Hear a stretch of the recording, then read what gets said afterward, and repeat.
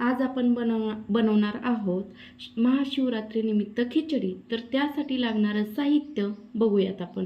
चला, तर इथे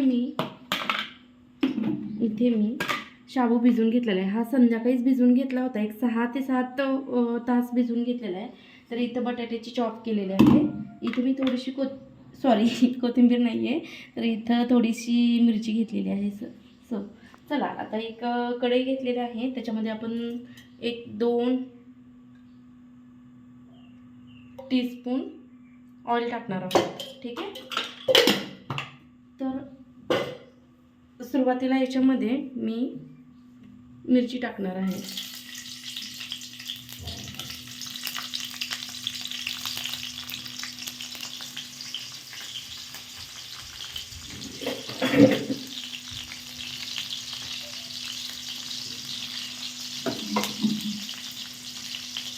मिरची छान फ्राय करून घ्यायची. आता मिरची छान फ्राय झालेली आहे, तर याच्यामध्ये आपण टाकणार आहोत बटाटे.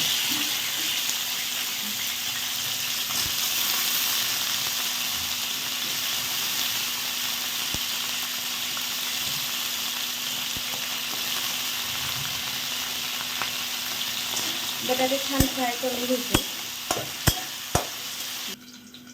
तुम्हाला मी मगाशी सांगायचं राहिलं, तर इथं मी थोडासा शेंगदाण्याचा बारीक असा कूट घेतलेला आहे आणि आता आपण बटाटा शिजण्यासाठी त्याच्यावरती झाकण मारलं आहे. ठीक आहे.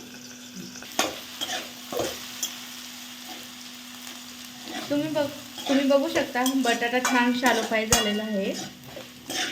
आणखी आपण थोडा वेळ त्याला झाकण मारूया. ठीक आहे.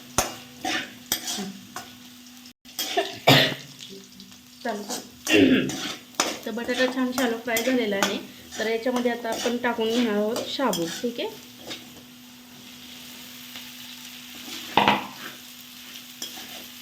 शाबू छान घेऊया, त्यामुळे सुटसुटीत होतं.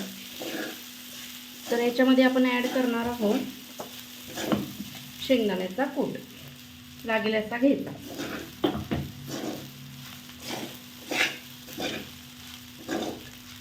मोस्टली खिचडी सर्वांनाच आवडते आणि आम्ही दोघेच आहोत, तरी मी अर्धा किलो खिचडी घातली.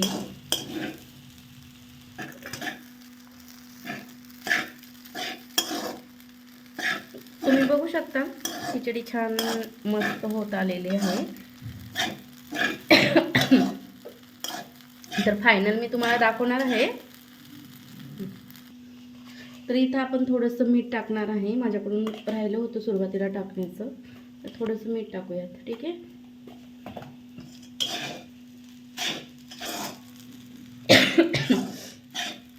फायनली आपली खिचडी खाण्यासाठी तयार झालेली आहे. पहिल्यांदा आपण देवासाठी ठेवूया. तर इथं मी छोटेसे बाउल घेतलेले आहेत देवाला ठेवण्यासाठी. ठीक आहे. चला, तर आपण पहिले सुरुवातीला देवाला ठेवूया. तर इथे मी खिचडी देवाला ठेवलेली आहे.